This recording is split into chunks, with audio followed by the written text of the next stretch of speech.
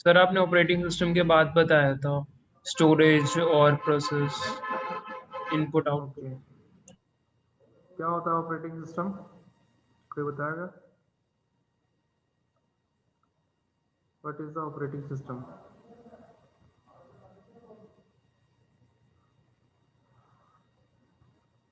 Anyone? Sir ये operating system एक interface होता है कंप्यूटर यूजर और कंप्यूटर हार्डवेयर के बीच में। गुड, हमारी सिंपल सी डेफिनेशन है। अगर हम बोले तो ऑपरेटिंग सिस्टम क्या है, एक सर वो स्टार्ट करने के लिए यूज होता है computer, initial boot. Sir without operating system हम कुछ कर नहीं सकते, हम कंप्यूटर के बिना। हार्डवेयर और सॉफ्टवेयर को मैनेज करता है। क्योंकि हार्डवेयर एंड सॉफ्टवेयर वही मैनेज करता है, उसके बिना हम कोई कमांड नहीं दे सकते। वही सारे कोर्स देता है उन सबको, वही सारे फीचर। गुड, तो बेसिक सा क्या है, हम ऑपरेटिंग सिस्टम क्या है, और operating system work as a interface between hardware and the user, as one of your members said that it is used in booting the computer system। हम computer system को boot करने के लिए जो है वो हम, जैसे कि हमने क्लास में डिस्कस किया था, हम रोम का यूज़ करते हैं। एक बार बूट होने के बाद जब उसका मदरबोर्ड एग्जीक्यूशन के बाद क्या होता है, जो कंट्रोल होता है वो ऑपरेटिंग सिस्टम के पास आ जाता है उसको रन करने के लिए।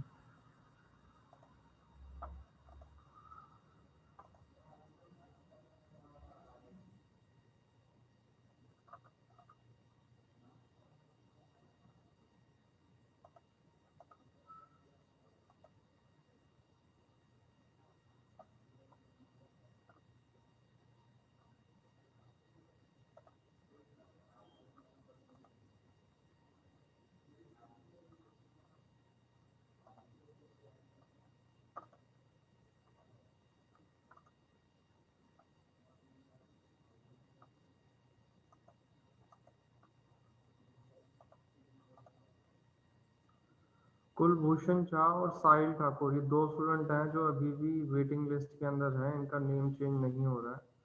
तो एक बार मान्या या फिर हर्षित हमारी क्लास में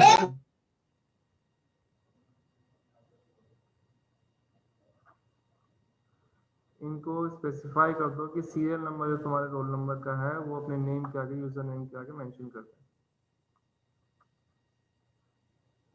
वैसे मैंने इनको मैसेज जो है वो चैट के अंदर ही भेज दिया है इन लोगों को। मैं तो फिर से कन्वर्ट कर देता हूँ।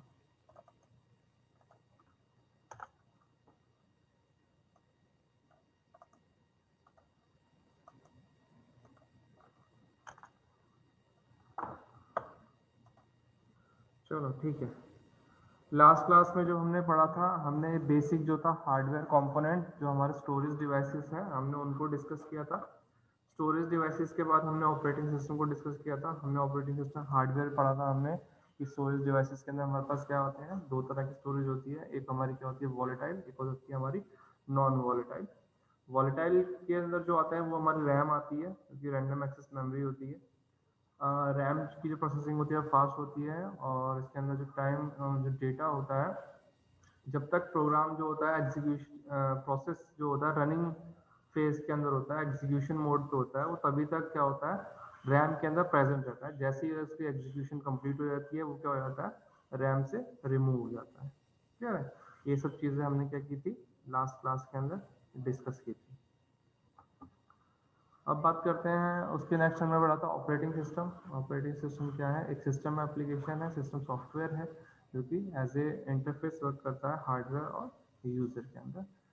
जो अदर एप्लीकेशंस हैं या फिर जो एप्लीकेशन सिस्टम्स हैं, जो अदर एप्लीकेशंस हैं, ऑपरेटिंग सिस्टम उनको क्या करता है, एनवायरनमेंट प्रोवाइड करता है रन होने के लिए। जैसे कि विंडोज़ के अंदर क्या है, .exe फाइल को हम रन करते हैं, हमें जस्ट करना क्या होता है, डबल क्लिक करना है और वो उसका एग्जीक्यूशन स्टार्ट हो जाता है। तो हमें just next next next and then you can run the program. Okay, but उसमें केस में क्या होता है, अगर लाइनक्स की बात करें तो लाइनक्स के केस में क्या होता है, तुम्हारे मोस्टली जो होते हैं वो जिप फॉर्मेट के अंदर होते हैं, और जो जो तुम्हारे प्रोग्राम्स हैं वो नॉन एग्जीक्यूटेबल फाइल फॉर्मेट के अंदर होते हैं, ठीक है। यही रीज़न है जो तुम्हारी यूबंटू है, जो लाइनक्स ऑपरेटिंग सिस्टम है, एक फर्स्ट थिंग तो ये है दोनों के बीच में कि लाइनक्स जो है वो फ्रीली अवेलेबल है, ओपन सोर्स ऑपरेटिंग सिस्टम है, फ्रीली अवेलेबल है, उसका कोड भी अवेलेबल है, कोई भी उसका चेंजेस करके वेरिएंट जनरेट कर सकता है, ठीक है। बट हमारा जो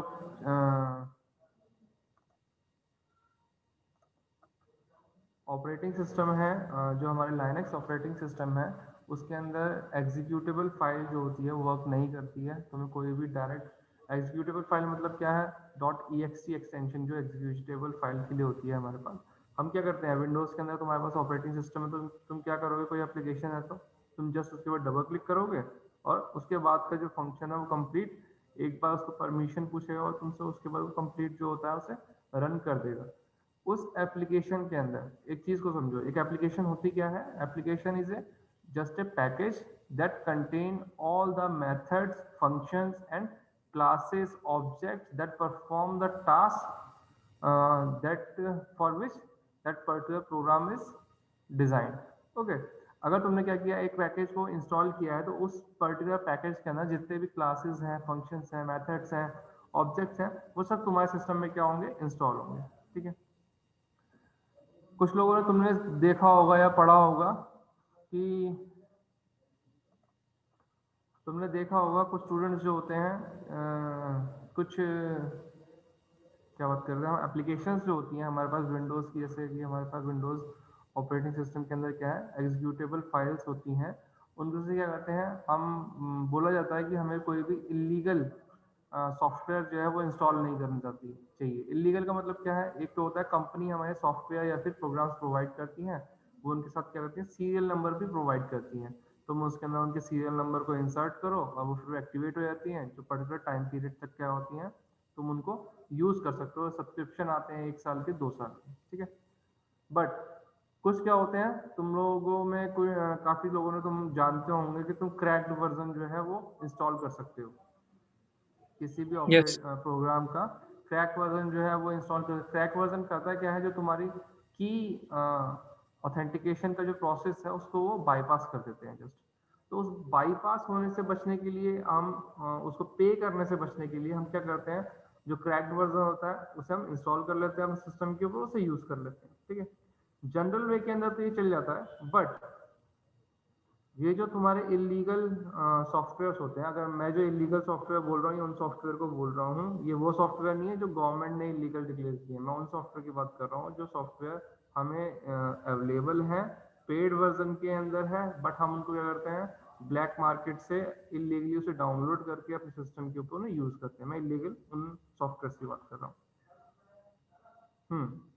अगर मान लो तुम्हारे पास विंडोज ऑपरेटिंग सिस्टम यूज कर रहे हो, .exe फाइल है तुम्हारे पास और तुमने उसका एग्जीक्यूशन, जैसे ही तुमने अगर कोई भी इलीगल कोई प्रोजेक्ट तुमने डाउनलोड किया है क्रैक्ड वर्जन के अंदर, तो वो उसके अंदर क्या कर सकता है, अपना कोई भी पैकेज इंसर्ट कर सकता है। विंडोज के अंदर क्या है, अगर तुम किसी ने कभी कोई मॉडिफाइड विंडो इंस्टॉल की हो ना, जैसे काली लाइनक्स आती है, ऐसे ही विंडोज के भी मॉडिफाइड वर्जन आते हैं। वो यूजर्स के थ्रू, किसी डेवलपर के थ्रू उसके अंदर क्या करते हैं, एग्जीक्यूटेबल फाइल के अंदर, तुमने देखा होगा कुछ ऑपरेटिंग सिस्टम है उनके साथ में विंडोज ऑपरेटिंग सिस्टम हो गया और तुम्हारे एंटीवायरस हो गए, वो प्री एग्जिस्ट होते हैं। जब वो विंडोज ऑपरेटिंग सिस्टम इंस्टॉल होता है उसी टाइम के ऊपर क्या होता है, तुम्हारे जो ये सॉफ्टवेयर्स हैं ऑपरेटिंग सिस्टम, ये सब भी क्या हो जाते हैं, इंस्टॉल हो जाते हैं तुम्हारे सिस्टम के अंदर। उसी कॉन्सेप्ट को अगर उसी कॉन्सेप्ट के थ्रू मैं तुम्हें समझाना चाह रहा हूँ कि अगर मान लो तुमने ऑपरेटिंग सिस्टम के अंदर उसे इंस्टॉल कर लिया है, डायरेक्ट तुम्हारे कैसे हो रहे हैं, ऑपरेटिंग सिस्टम के साथ ही वो इंस्टॉल हो रहे हैं तुम्हारे कंप्यूटर के अंदर। बट अगर तुम क्या कर रहे हो, अपने कंप्यूटर सिस्टम के अंदर एक ऐसी एप्लीकेशन को इंस्टॉल कर रहे हो जो कि क्रैक्ड है, पहले से उसके अंदर क्या है, एक्टिवेटेड है, तो डेवलपर उसके अंदर कुछ भी ट्रोजन हॉर्स क्या कर सकता है, इंसर्ट कर सकता है। मतलब कोई भी मैलिशियस कोड जो कि तुम्हारे सिस्टम को हार्म कर सकता है, उसको उस सॉफ्टवेयर के अंदर इंसर्ट कर सकता है, पैच कर सकता है। तो जैसे ही तुम अपने सिस्टम के अंदर उस कोड को इंसर्ट करोगे, इंस्टॉल करने के लिए डबल क्लिक करोगे, एग्जीक्यूटेबल फाइल है, जैसे ही वो रन होगी, वो जो पैच है और जो मैलिशियस कोड है वो तुम्हारे सिस्टम में क्या हो जाएगा, इंसर्ट हो जाएगा। तुम लोगों ने अगर किसी ने डील किया हो रियल लाइफ के अंदर, तो अगर किसी सिस्टम के अंदर वायरस होता है तो मैलिशियस होता है, तुम देखा होगा कि शॉर्टकट्स बन जाते हैं फोल्डर्स के, जो भी फाइल तुम ओपन करो उसके शॉर्टकट बन जाएंगे, ठीक है। या फिर एक ही फाइल क्या होगा, तुमने उस पर डबल क्लिक किया तो वो मल्टीपल टाइम्स कॉपी हो जाएगी उसी फोल्डर के अंदर, ठीक है। ये एक्चुअली जो शॉर्टकट्स बन जाते हैं, करते क्या है, जो भी डेटा होता है उसका जो अटैकर होता है उसके पास वो डेटा क्या करता है, लिंक ट्रांसफर कर देता है, अगर तुम उसे नेट, तुम्हारा जो सिस्टम है वो नेट से कनेक्टेड है। तो ये क्या है, डिसएडवांटेज है विंडोज ऑपरेटिंग सिस्टम का। यही रीजन है कि विंडोज जो है वो वल्नरेबल है अटैक के लिए, बहुत इजीली इसके ऊपर अटैक परफॉर्म किए जा सकते हैं। किसी को भी ये शो करके कि ये फ्रीली सॉफ्टवेयर अवेलेबल है, तुम इसे इंस्टॉल कर लो, और इसके अंदर एक बार परमिशन मांगने के बाद उसके जितने भी कंपोनेंट्स हैं वो सब एक साथ इंस्टॉल हो जाते हैं, जो भी उसके अंदर प्रेजेंट है, ठीक है।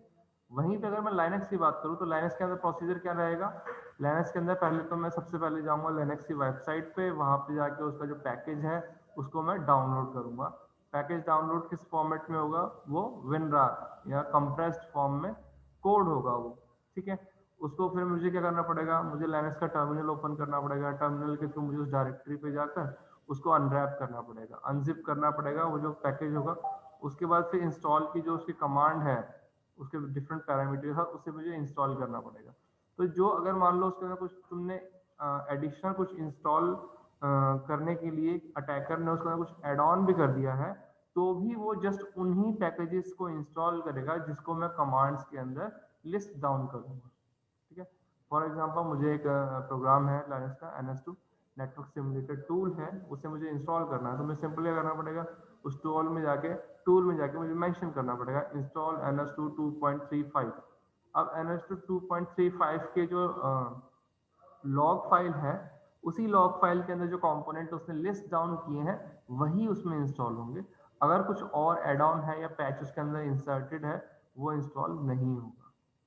तो ये हमारा क्या है, बेसिक रीजन है कि विंडोज जो है कैसे वल्नरेबल है, कैसे क्यों उसके अंदर इतने सिक्योरिटी इश्यूज हैं, और लिनक्स जो है वो सेफ एनवायरनमेंट प्रोवाइड करती है as compare to Windows operating system, ठीक है। ये हमारी एक छोटी सी बात थी जो हमारी कल हमें डिस्कस नहीं कर पाए थे क्योंकि एंड में चल रहा था ये सब। किसी को सिक्योरिटी से रिलेटेड या फिर विंडोज या लाइनक्स ऑपरेटिंग सिस्टम से रिलेटेड कोई क्वेश्चन है, मन में कोई डाउट है तो वो पूछ सकता है। लिनक्स और यूनिक्स में क्या डिफरेंस है? लिनक्स और यूनिक्स, हाँ क्या बोले आपने? लिनक्स और यूनिक्स, UNIX, हाँ यूनिक्स, क्या डिफरेंस है? ये जस्ट लाइनक्स या यूनिक्स बोल लो, लाइनक्स बोल लो, फिडोरा बोल लो, ये क्या है तुम लोगों को मैं दिखाता हूँ। रेड हर्ट भी होती है, रेड हर्ट क्या है, जितने भी तुम्हारे पास क्या है लाइनक्स के जो वर्जन है वो क्या है, ये सब फ्लेवर्स हैं लाइनक्स के, लाइनक्स ऑपरेटिंग सिस्टम। ये तो होता है सर, कोई कोई बंदे नई नई इसके अंदर नए नए प्रोग्राम बना के नए नए नाम लिखते रहे, जो सॉफ्टवेयर इंजीनियर्स होते सिंपल से क्या है, डिफरेंट ऑपरेटिंग सिस्टम जो होते हैं तुम्हारे पास, कोई भी डेवलपर इसके अंदर ऐड ऑन करके जितने भी क्या है इसके अंदर क्या कर सकते हैं, अपने फीचर को ऐड कर सकते हैं अपने प्रोग्राम के अंदर। जो भी ऑपरेटिंग सिस्टम है इसका कोड जो है वो फ्रीली अवेलेबल है, इसके अंदर कुछ भी कर तुम इसके अंदर क्या कर सकते हो, यूज कर सकते हो। अब ये देखो, what is the popular Linux distribution include. अब ये जो जितने भी वर्जन दे रखे हैं ना, ये सब तुम्हारे किसके हैं, लाइनक्स के फ्रीली अवेलेबल वर्जन्स हैं, जो कि अब जैसे कि यहाँ पे क्या है, लाइनक्स मिंट है, मंजारो है, डेबियन है, यूबंटू है, और फिडोरो है, ओपनस्यूस है, ये सब क्या है लाइनक्स के वर्जन है। ऐसे ही यूनिक्स वो भी क्या है, इसी का एक फ्लेवर है। इनके अंदर क्या है, जस्ट इनका जो कोर है ना सबका वो सेम है, इनका जो वर्किंग एनवायरनमेंट है वो सेम है, जो चेंजेस हैं वो जस्ट GUI का है, ग्राफिकल यूजर इंटरफेस जो है, और इनके जो कुछ पैकेजेस हैं वो उनके अंदर क्या है, एड ऑन है या फिर कुछ डिलीशन है इसके अंदर। तो ये क्या है, बेसिक डिफरेंस है इसके अंदर। समझ में आया तुम्हें? Yes sir. ओके चलो, आज जो है हमें टॉपिक स्टार्ट करना था एक हमारा ऑप्टेन मेमोरी, जो हमने लास्ट स्टूडेंट्स के साथ डिस्कस किया हुआ है, तो बेटर है इन सबके साथ डिस्कस हो जाए, ज़्यादा बेटर है। ऑप्टेन मेमोरी, कोई मुझे बताएगा what is the Optane memory?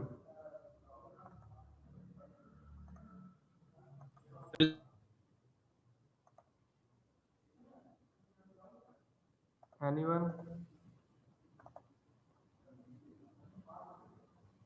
Sir ये ना ही रैम होती है ना ही रोम होती है, मतलब उनके बीच में यूज होती है स्पीड बढ़ाने के लिए। गुड नितिन। Anyone else? हम ये चीज डिस्कस कर चुके हैं पहले भी। मैं पूछ लेता हूँ, स्नेहा, अनुराग, हर्षित चौहान,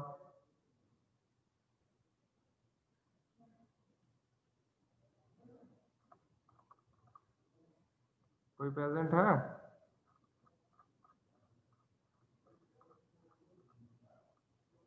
यस सर। स्नेहा पढ़ा हुआ है ऑप्टेन मेमोरी क्या होता है?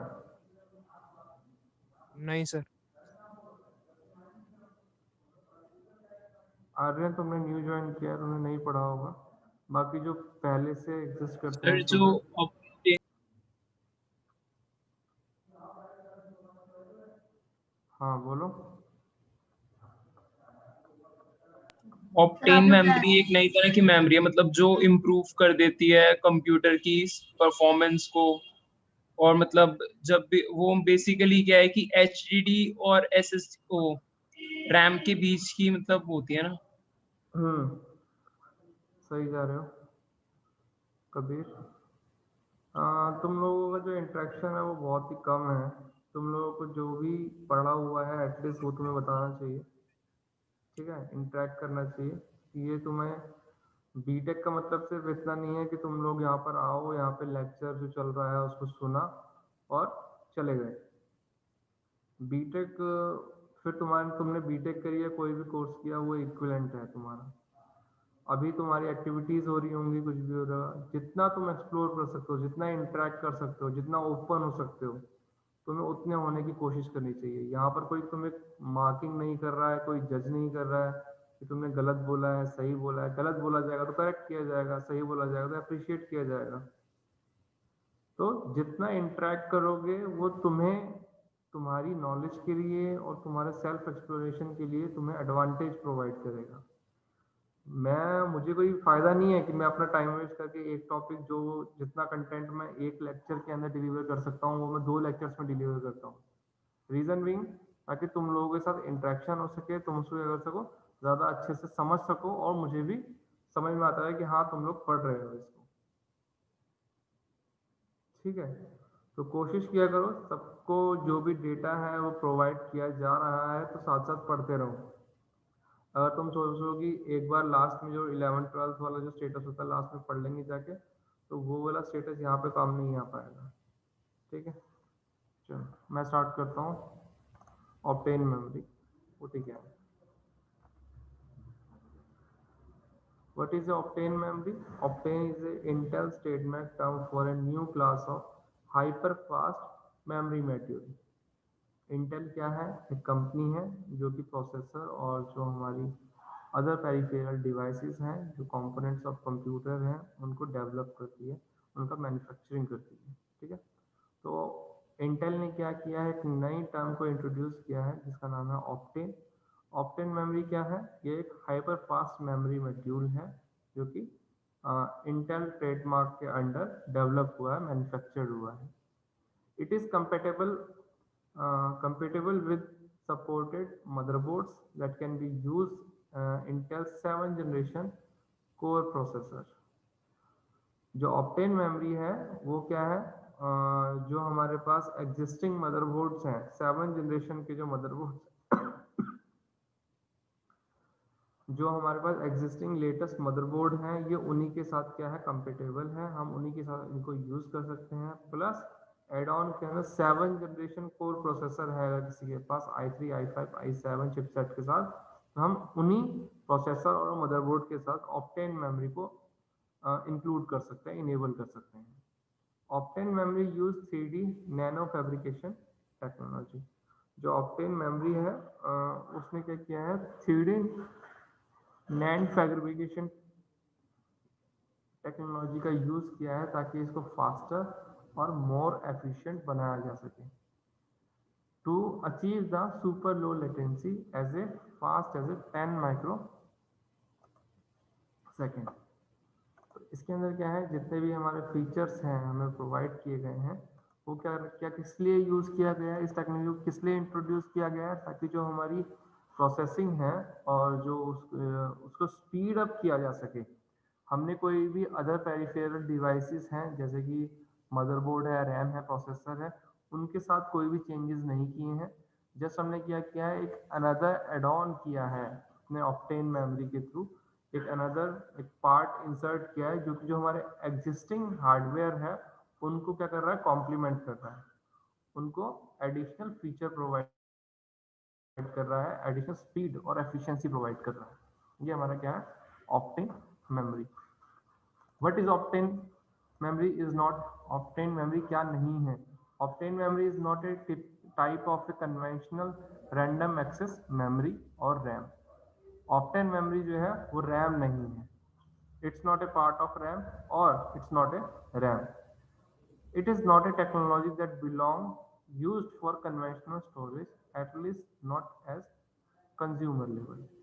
ये जो टेक्नोलॉजी है ये क्या है, कन्वेंशनल स्टोरेज की तरह नहीं है, ना तो कंज्यूमर लेवल पे इसका कोई स्टोरेज यूज नहीं है। इसको हम as a storage device use नहीं करते हैं।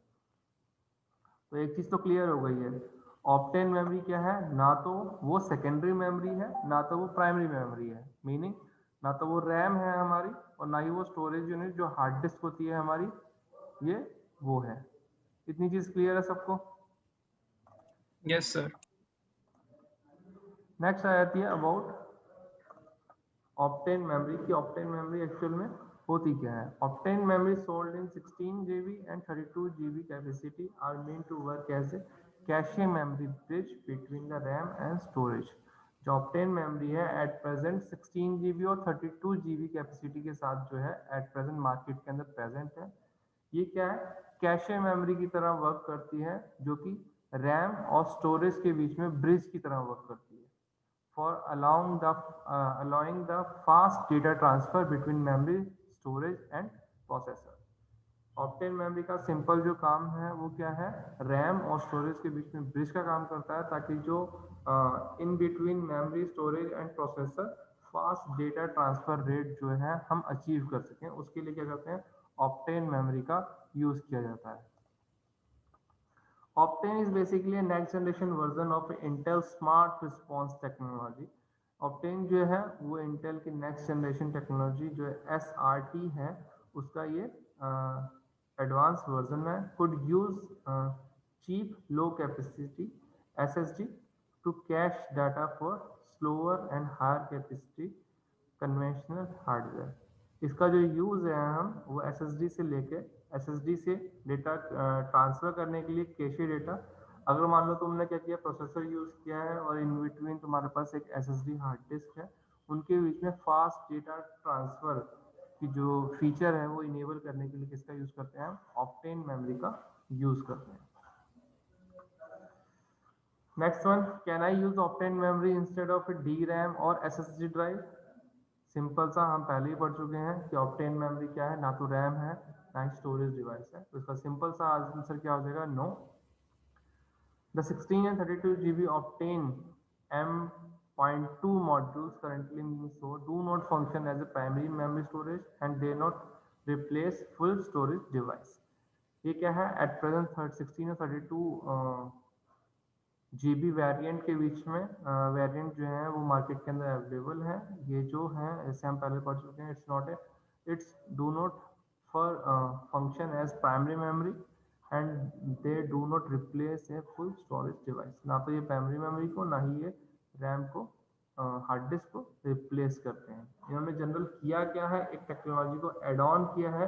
जस्ट इसका एडवांटेज क्या होगा, ये सॉफ्टवेयर, ये जो हमारे पास एक एडिशनल हार्डवेयर है, इसको मार्केट में लॉन्च करने का। इसका एडवांटेज वहाँ होगा अगर कोई ऑपरेटिंग सिस्टम या फिर इस जनरेशन के जो कंप्यूटर्स हैं, अगर वो इनका जो यूज़ है वो अब से अभी एट प्रेजेंट मार्केट में इतना नहीं बढ़ेगा, बट ऑक्टेन मेमोरी का जो यूज़ है, अगर इन केस ये 2020 के अंदर से लॉन्च किया गया है, तो 23 और 24 मतलब ईयर 2023-24 में इसका बहुत ही फ्रिक्वेंटली जो यूज़ है वो ड्रास्टिकली इंक्रीज हो जाएगा ऑक्टेन मेमोरी का। उसका रीज़न क्या होगा? एट प्रेजेंट लोगों के पास जितने भी कंप्यूटर सिस्टम है वो mostly 4th generation, 5th generation के या 6th जनरेशन के होंगे। 7th जनरेशन के जो कंप्यूटर्स हैं वो उन्हीं के पास होंगे जो अभी एट प्रेजेंट रिसेंट 2020 के लास्ट में 21 के इनिशियल के जिन्होंने सिस्टम को परचेस किया है। तो इसका मतलब क्या, मार्केट के अंदर जो इनकी अवेलेबिलिटी है वो अराउंड 10 to 20% होगी। तो ऑक्टेन मेमोरी का यूज़ है वो अभी क्या होगा, जो ओवरऑल यूज़र हैं जो कंप्यूटर सिस्टम को यूज़ करते हैं माइक्रोसॉफ्ट के, उनके अंदर 10 to 20%। बट जैसे ही 2 से 4-5 साल बाद अगर कोई फॉर एग्जांपल एक एग्जांपल लेता हूँ मैं तुम लोगों के साथ, एक कंपनी है जो आज की डेट में स्टैब्लिश हो रही है, आज की डेट मतलब 2021 जनवरी के अंदर, ठीक है। उसने क्या किया, अपने पूरी कंपनी के अंदर 1 लाख जो कंप्यूटर सिस्टम थे, हार्डवेयर थे, उनका परचेस किया और इम्प्लीमेंटेशन किया। अब वो उसने क्या किया, परचेस करते हुए क्या है, उसकी कॉन्फ़िगरेशन क्या रहेगी, 7th जनरेशन रहेगी या उससे प्लस में रहेगी। 7th जनरेशन प्रोसेसर रहेगा, मदरबोर्ड रहेगा। मतलब वो जो इंफ्रास्ट्रक्चर स्टैब्लिश करेगा, उस कंपनी जो करेगी, वो क्या करेगी, वो जो कंडीशंस प्रोवाइड कर रही हैं अपने सिस्टम के अंदर, वो एकदम फेवरेबल है किसके, ऑक्टेन मेमोरी के। बट अभी जो इंसान इसको इम्प्लीमेंट करेगा वो ऑक्टेन मेमोरी को के ऊपर पैसे वेस्ट नहीं करेगा, ठीक है। बट जैसे जैसे टाइम बढ़ेगा वैसे वैसे सिस्टम की जो परफॉर्मेंस है वो डिग्रेड होगी। तो 2021 के अंदर जिन्होंने सिस्टम परचेस किया है या फिर इम्प्लीमेंट किया है, वो 2000 जब उसके 3 साल बाद, नॉर्मल हम कंप्यूटर की जो लाइफ टाइम है उसे पहले हम 5 साल बोलते थे। अगर कोई बोलता था ना कि लाइफ टाइम वारंटी है इस प्रोडक्ट की, कि मतलब हार्ड डिस्क के साथ क्या है, लाइफ टाइम वारंटी है, तो उनकी लाइफ टाइम का मतलब है 5 ईयर्स। एक हार्डवेयर की जो लाइफ टाइम होती है 5 ईयर। अभी क्या है, तुम्हें रैम परचेस करोगे तो उसकी जो हार्डवेयर लाइफ टाइम वारंटी जो है वो वैलिड होगी 1 ईयर टू लेके 3 ईयर तक। तो अभी अगर मैं इन जनरल वे में बोला जाए तो अभी के जो हार्डवेयर कंपोनेंट आ रहे हैं उनकी जो बेसिक लाइफ टाइम है वो 3 ईयर्स की है। अगर तुम एट प्रेजेंट आज की डेट में टीवी परचेस करो या लैपटॉप परचेस करो, पहले उसमें 2 से 3 साल की वारंटी आती थी, अब वो क्या है 1 ईयर की वारंटी आती है।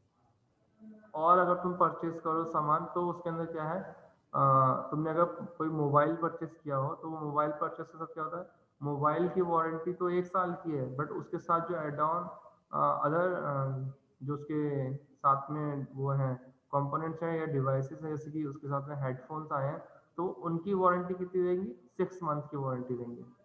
ये किस लिए, क्योंकि ये जितनी इनकी लाइफ टाइम होती है ये उसी के अकॉर्डिंग क्या करते हैं, इनकी लाइफ टाइम वारंटी हमें प्रोवाइड करते हैं। तो ऑक्टेन मेमोरी क्या है, जब 3 साल, जब उस जो इंफ्रास्ट्रक्चर आज स्टैब्लिश हुआ है 3 साल बाद जब वो डिग्रेड होना स्टार्ट हो जाएगा, उसके अंदर प्रॉब्लम्स आना शुरू हो जाएंगी, तब उस कंपनी जो है उसकी एफिशिएंसी को मेंटेन रखने के लिए ऑक्टेन मेमोरी का इम्प्लीमेंट करेंगे। तो इंटेल ने ये जो सोच के किया है, ये अभी मार्केट को बूस्ट या कुछ परचेस खरीदने के लिए नहीं किया है, या अपना कोई सेल इंक्रीज करने के लिए नहीं किया गया है, ये फ्यूचर के पॉइंट ऑफ व्यू से इसको क्या किया गया, इम्प्लीमेंट किया गया है। ये चीज समझ में आ रही होगी अब तुम लोग। नेक्स्ट चलते हैं, how much fast can octane make my PC. जो ऑक्टेन मेमोरी है वो मेरे सिस्टम को कितना फास्ट कर सकती है, सिंपल वर्ड में बोला जाए तो adding A octane module memory module to a 7th generation core module speed up overall performance by 28%। अगर हम अभी करंट पोजीशन पे, अगर करंट जो हमारे पास मदरबोर्ड है, जो 7th जनरेशन का मदरबोर्ड है, उसके साथ अगर हम इसको ऐड ऑन करते हैं तो ओवरऑल परफॉर्मेंस जो है 28% जो होगी वो बढ़ जाएगी, ठीक है। And with 1400% increase in data access for the older spinning hardware. जो हमारे पास नॉर्मल हार्ड डिस्क है उससे डेटा एक्सेस रेट जो है वो 1400% बढ़ जाएगा। और जो इसका रिस्पॉन्सिव टाइम होगा वो ट्वाइस हो जाएगा। अगर मान लो एक सिस्टम है वो एक दिन के अंदर 100 रिक्वेस्ट का रिस्पॉन्स कर पा रहा है, तो अगर तुम ऑप्टेन मेमोरी का यूज करते हो तो ऑलमोस्ट ट्वाइस हो जाएगा, वो 200 रिक्वेस्ट को रिस्पॉन्स कर पाएगा। ये एक जनरल सा ओवरव्यू था हमारे ऑप्टेन मेमोरी का। लास्ट है हमारे पास ड्रॉबैक, इसको हम सर ये डिस्कस कुछ करते कैशे हैं। मेमोरी की तरह भी ना? हाँ, ये कैशे मेमोरी ही है एक्चुअल के अंदर, इसको जस्ट न्यू नेम के साथ इन्होंने क्या किया, कैशे मेमोरी ऑलरेडी हमारे प्रोसेसर के साथ इनबिल्ट रहती है, ये उसी को एनहांस करने के, कैशे मेमोरी का जो साइज जो होता है वो काफ़ी कम होता है, उसी को इन्होंने क्या किया है, एनहांस किया है 16 और 30 GB वेरिएंट के साथ। फ्यूचर में तुम इसको 64 और 128 GB के पॉइंट पे भी देखोगे जल्दी है। Okay sir. मैं तुम लोगों के साथ जो है ड्रॉबैक डिस्कस करते हैं, अभी तुम लोगों के साथ अटेंडेंस शीट में शेयर कर देता हूँ।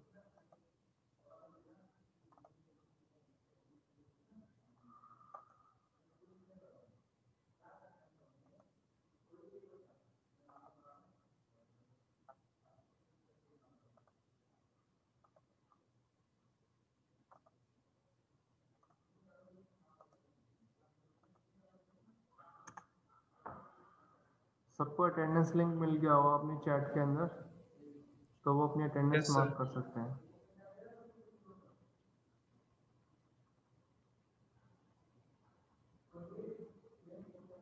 दो मिनट में अभी मीटिंग जो है वो ओवर होगी, तो रीजॉइन कर लेना।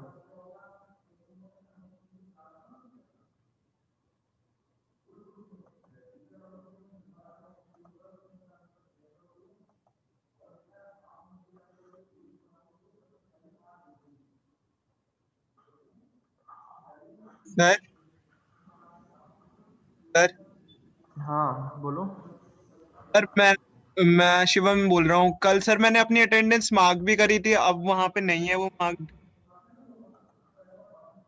शिवम मैंने तुम लोगों को पहले भी बोला, अटेंडेंस मार्क करने के बाद सर अगर कल तुम्हारे, मैंने मार्क करी थी सर, मेरे को एग्जैक्ट पता है क्योंकि मैं। हाँ हाँ तुमने करी होगी, मैं उसकी मना नहीं कर रहा हूँ, बट अगर तुम्हारे नेटवर्क के अंदर कोई फ्लक्चुएशन है तो उस केस में क्या हो, तुम मार्क करने के बाद वो सेव नहीं होती है, तो एक बार उसको चेक करने के बाद चेक कर लिया करो विद इन हाफ आवर, जैसे ही मौका मिले उसको एक बार चेक कर लिया कि मेरी अटेंडेंस उसमें मार्क्ड है या नहीं है। Okay sir. क्या नाम है तुम्हारा? शिवम, सीरियल नंबर बताओ मुझे अपना। 23। 23।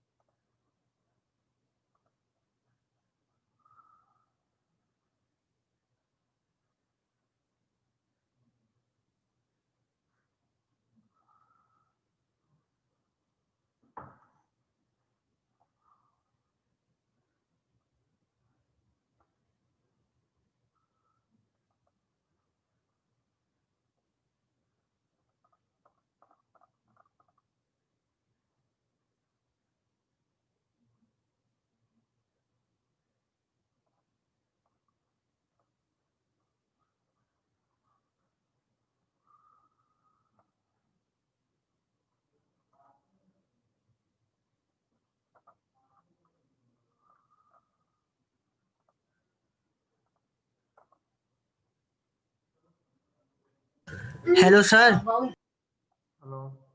हेलो सर, मेरी अटेंडेंस। हेलो सर, मेरी 13 तारीख की अटेंडेंस लगी।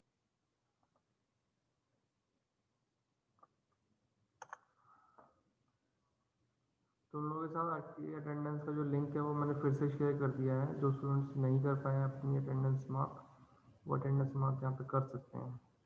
शिव क्या बोल रहे हो तुम? कंप्लीट बोलो तुम्हारा सेंटेंस सुनो। मैं बोलूँ सर, मेरी 13 तारीख।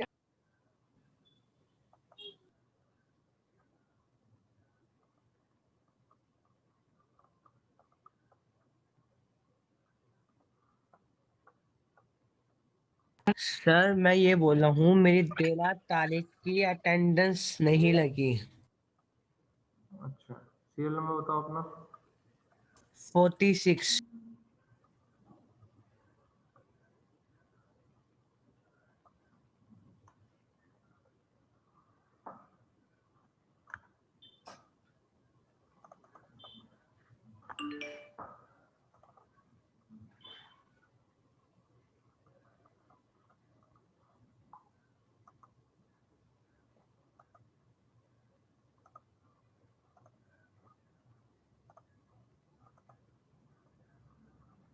आज के अभी 31 स्टूडेंट की अटेंडेंस मार्क हुई है।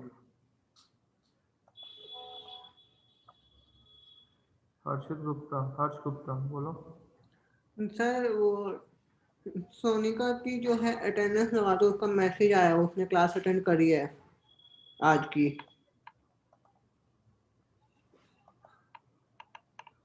38 नंबर पे। ओके।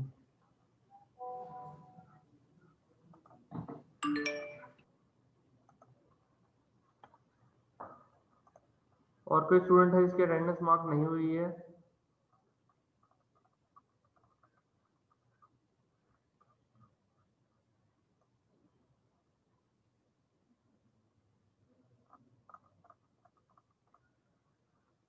सब लोग लिंक में जाके एक बार देख सकते हैं कि अगर अटेंडेंस मार्क नहीं हुई है तो उसको मार्क कर देंगे। क्योंकि 44 स्टूडेंट्स प्रेजेंट थे। अभी जो अटेंडेंस मार्क हुई है हेलो वो 30। हेलो सर, एक बार मेरी अटेंडेंस देखना लग गई है। नाम 28 बताओ। Serial number. सना।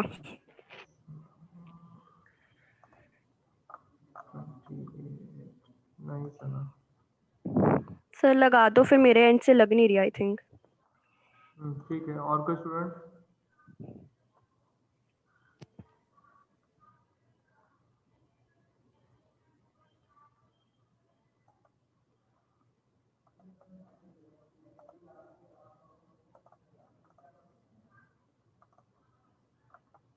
जिन स्टूडेंट की अटेंडेंस मार्क हुई है मैं एक बार उनके नाम बोल रहा हूँ।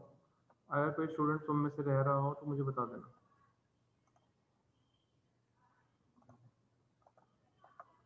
कबीर मित्तल, आदित्य, चैतन्य, कुलदीप, शोएब, अभिनव, हर्षित कुमार, मान्या, स्नेहा, प्राची, तरुण, शिवम, धूपम, निहारिका, आकांक्षा और सना। मुदित, हर्षित गुप्ता, दिव्या, गौर, मुस्कान, सोनिका, आशिमा, आस्था, धृति, तक्ष, आदित्य, आर्यन, शिव, हर्ष गुप्ता, योगेश गुप्ता, कुलभूषण झा और मनीष। इन स्टूडेंट ने अटेंडेंस मार्क करी है। अगर किसी का सर और एक का बार रह रहा हर्षित है कुमार की देखना। सीरियल नंबर बताओ। 13। Sir Sobia. Sir Kartik Negi. Sir Sahil. Sobia की मार्क नहीं है। साहिल अपना सीरियल नंबर बताओ। 47 सर। अनुष्का। 40। सर मैंने साहिल किया की था मार्क। सर सिद्धांत भी 52। सर हर्षित चौहान। और one 48 by one. Ayush. Sir Shoaib 09। 48 Ayush हो गई है। शोएब। Sir sir 19 Sobia. हर्षित। सोबिया की हो गई है। सर शोएब की भी हो अनुष्का गई है। 14। Sir Kartik Negi. Kartik Negi. Serial number बताओ कार्तिक। सर 31। सर कार्तिक गुप्ता एक ही देखना। Serial number sir 15। 15 Kartik Gupta 15। Done. Sir Harshit Chauhan 19। 19 Harshit Chauhan okay done. Sir Anushka 14 serial number 14 Anushka done. Sir Siddhant 52। 52 okay. और कोई सर student? साहिल क्यों गई? हाँ साहिल की हो गई,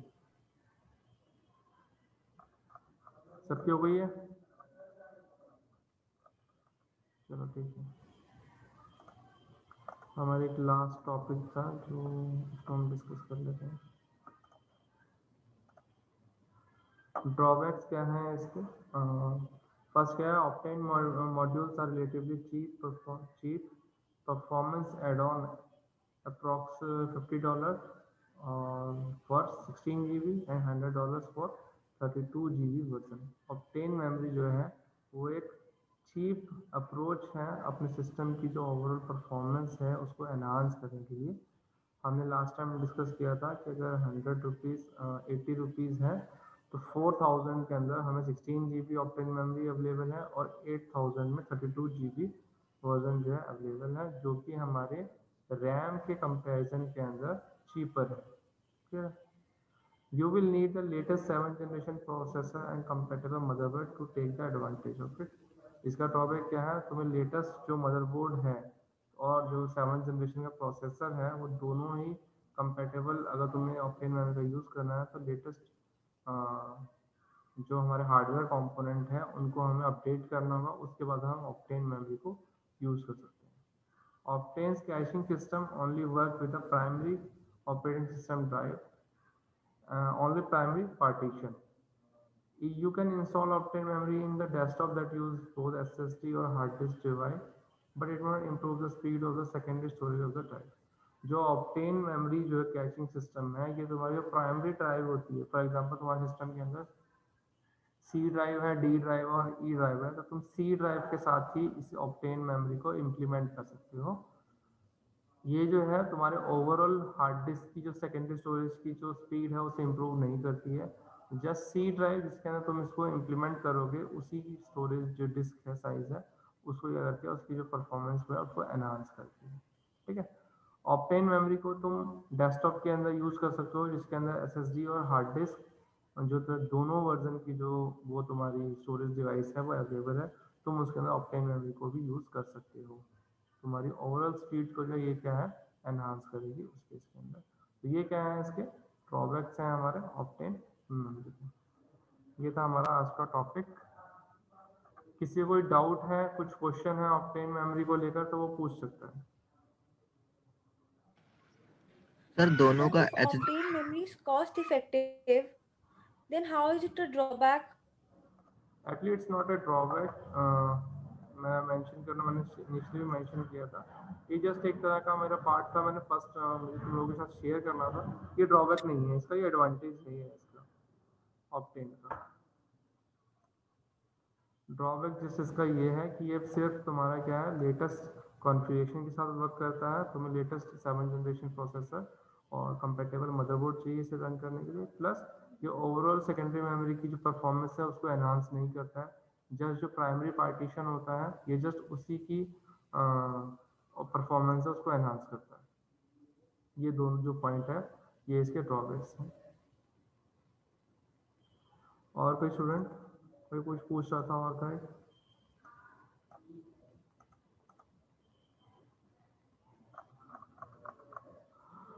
हर्ष गुप्ता तुम्हें कुछ पूछना है? ना सर, वो गलती से 100 रह गया। और कोई स्टूडेंट है जो कोई डाउट है? सर हाँ मनीष बोलो। सर ये ऑप्टेन मेमोरी यूज करने के लिए SSD एंड HDD दोनों होनी चाहिए क्या, कंपलसरी है? नहीं नहीं नहीं नहीं नहीं, ये जस्ट एक उसने बताया है कि तुम उस डेस्कटॉप के अंदर यूज़ कर सकते हो जिसके अंदर ये बोथ जो है इनेबल हो। अगर तुम्हारे पास कोई डेस्कटॉप है जिसके अंदर एसएसडी और हार्ड डिस्क दोनों अवेलेबल है, तुम इसका वहां पर भी यूज कर सकते हो। ठीक है, ओके सर।